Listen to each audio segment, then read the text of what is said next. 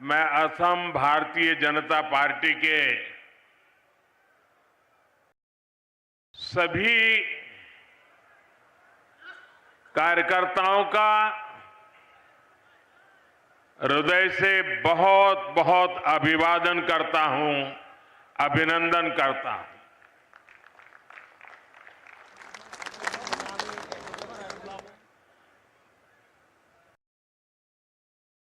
बड़ी बड़ी आम सभाएं करने का तो बहुत अवसर मिलता है। जनता जनार्दन को उनके दर्शन करना, उनसे संबोधन करना, ये लगातार चलता रहता है।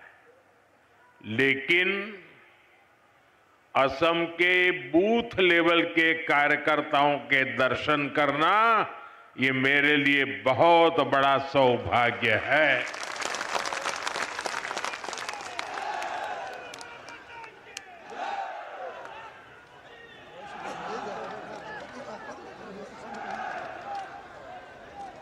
आज भारतीय जनता पार्टी जहां पहुंची है,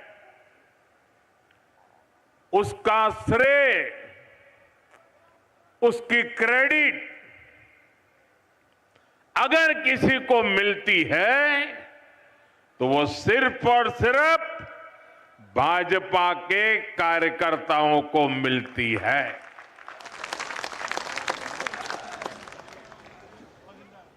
हमारा विश्वास संगठन में है।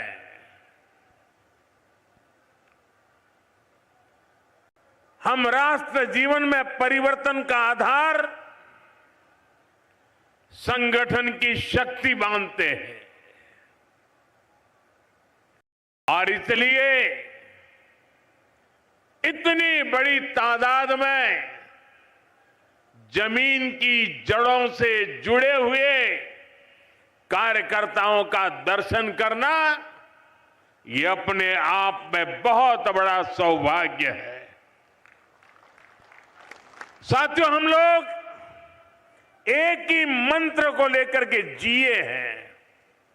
हम लोग एक ही मंत्र को साकार करने के लिए अपने आप को खपा रहे हैं और वो मंत्र है भारत माता की जय। दोनों मुट्ठी बंद करके पूरी ताकत से मेरे साथ बोलिए, भारत माता की, भारत माता की, भारत माता की, वंदे वंदे वंदे। यहां इस विशाल कार्यकर्ता सम्मेलन में आए हुए भाजपा के हर एक कार्यकर्ता का मैं हृदय से स्वागत करता हूं, अभिनंदन करता हूं।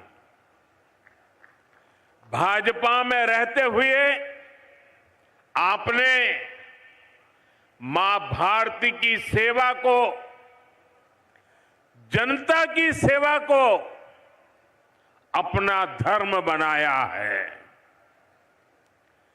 आप सभी भाजपा कार्यकर्ता ही भाजपा की प्राणवायु है, ऑक्सीजन है।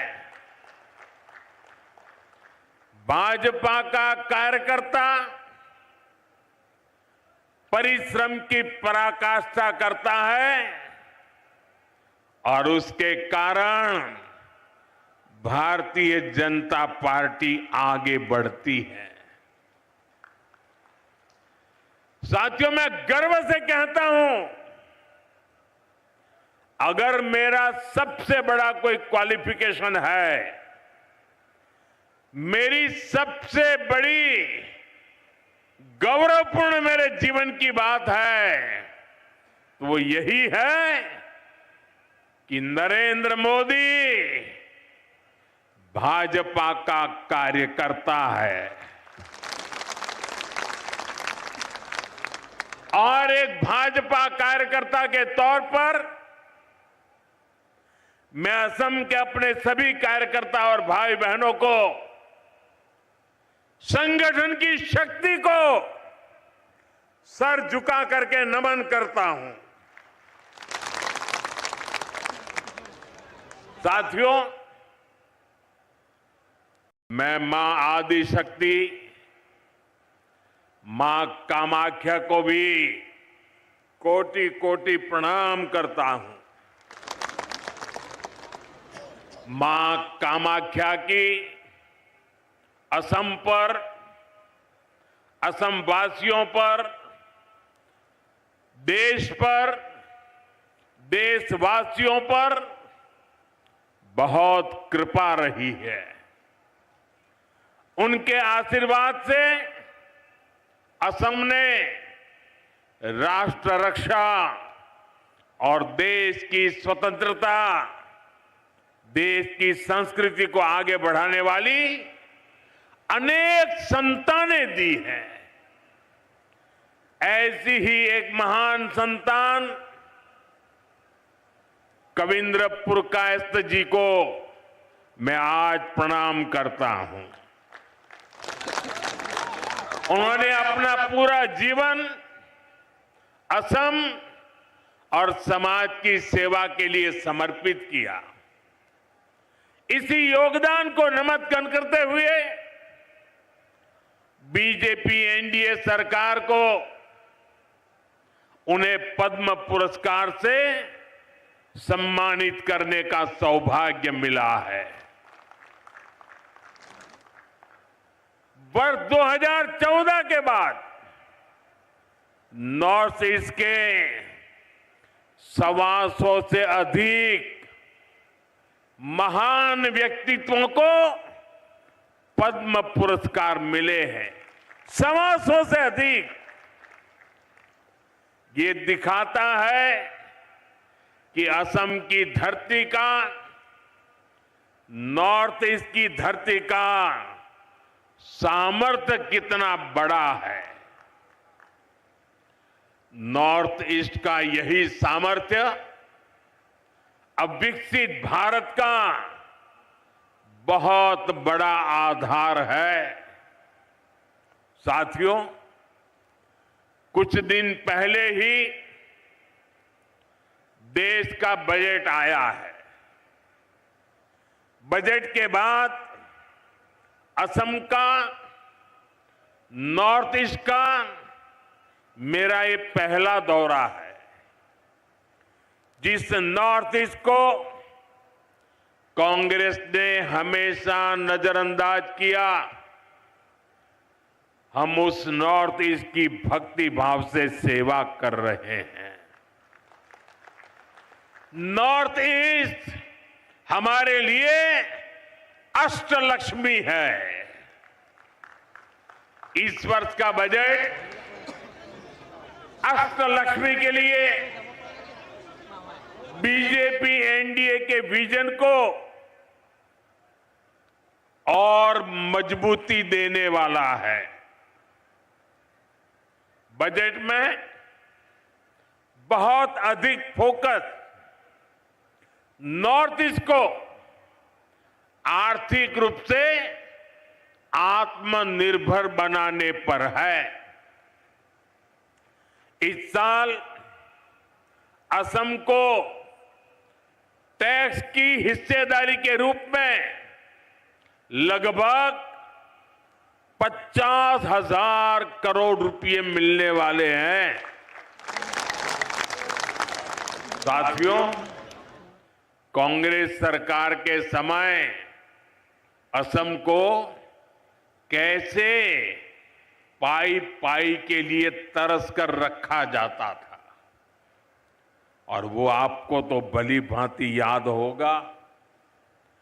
कांग्रेस के समय असम को टैक्स के हिस्से के रूप में सिर्फ 10,000 करोड़ रुपया मिलते थे।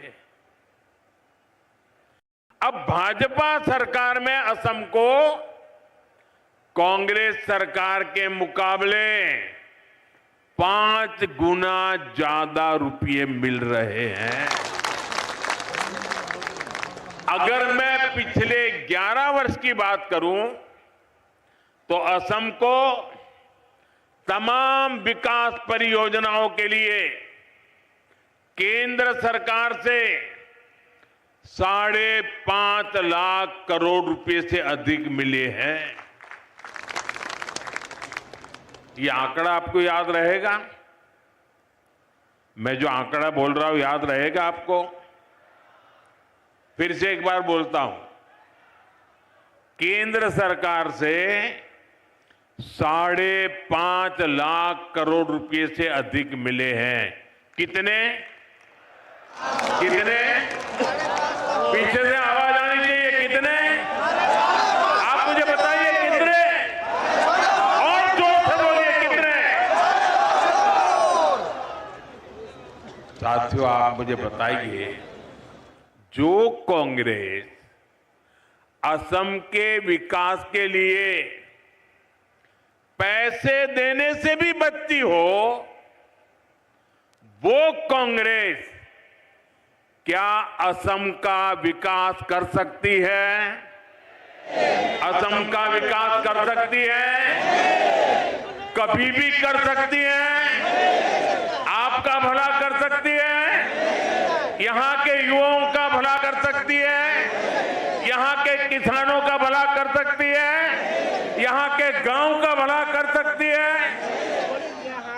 साथियों, इस साल के बजट में नॉर्थ ईस्ट की कनेक्टिविटी को और अधिक मजबूती देने का काम किया गया है। कनेक्टिविटी बढ़ती है तो रोजगार के अवसर भी बढ़ते हैं। इसलिए असम में हाईवे और अन्य रोड प्रोजेक्ट के लिए करीब हजारों करोड़ रुपए देना तय हुआ है। बजट में जो घोषणा हुई है उससे असम में टूरिज्म का भी विस्तार होगा। अभी आपने देखा होगा, परीक्षा पे चर्चा का कार्यक्रम गुवाहाटी में हुआ था। हमने ब्रह्मपुत्र नदी में क्रूज पर विद्यार्थियों से चर्चा की थी।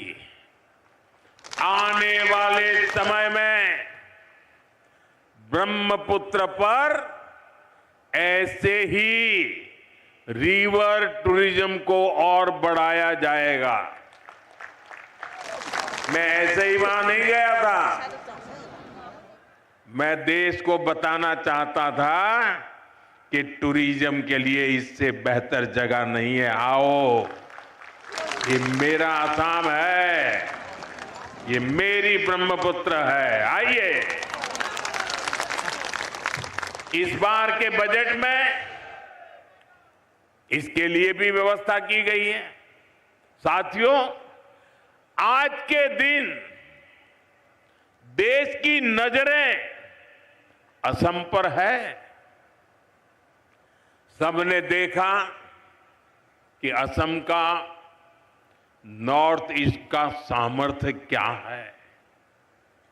थोड़ी देर पहले जब मैं वायुसेना के विमान से मोरान के हाईवे पर उतरा, रनवे पर नहीं, हाईवे पर विमान से उतरा, तो एक नया इतिहास बन गया। कभी नॉर्थ ईस्ट का नाम आते ही लोग सोचते थे, अरे यार छोड़ो, टूटी फूटी सड़कें, कोई ठिकाना नहीं, निकलेंगे तो पता नहीं कब पहुंचेंगे।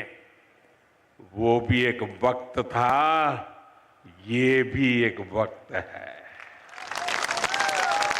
और आज यहां ऐसे हाईवे बनकर तैयार हो रहे हैं जहां सिर्फ गाड़ियां ही नहीं चलती, बल्कि हवाई जहाज भी लैंड करते हैं।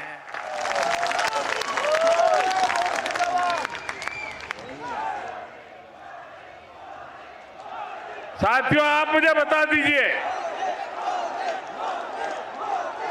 आपके हाईवे पर विमान लैंड हो, ये आपको गर्व हुआ कि नहीं हुआ? गर्व हुआ कि नहीं हुआ? तो जरा अपना मोबाइल निकालिए और फ्लैश लाइट कीजिए। आपको गर्व हुआ है ना? मोबाइल फोन निकालिए और फ्लैश लाइट कीजिए सबके साथ, दूर दूर तक। ये गर्व की पल है, ये असम का बदलता हुआ मिजाज है। हाथ बराबर ऊपर करके दिखाइए।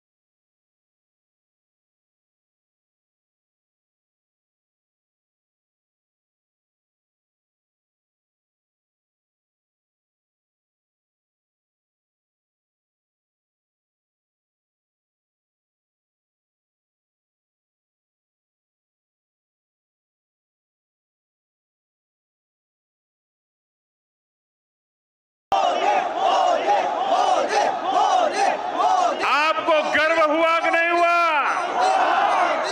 गर्व से मन भर गया कि नहीं भर गया? बोलिए भारत माता की। साथियों, असम का इतना विकास इसलिए हो रहा है क्योंकि यहां आप सभी की मेहनत से बीजेपी सरकार बनी है। यहां के नागरिकों ने भाजपा पर भरोसा किया है। आपने मेरा बूथ सबसे मजबूत, मेरा बूथ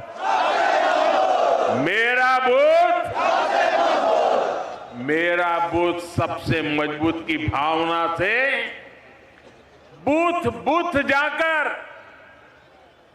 एक एक परिवार को मिलकर, एक एक मतदार को मिलकर बीजेपी के हर समर्थक को अपने साथ जोड़ा, उन्हें उनके वोट की ताकत का परिचय करवाया और इसी प्रयास से ही असम में बीजेपी की सरकार बनी।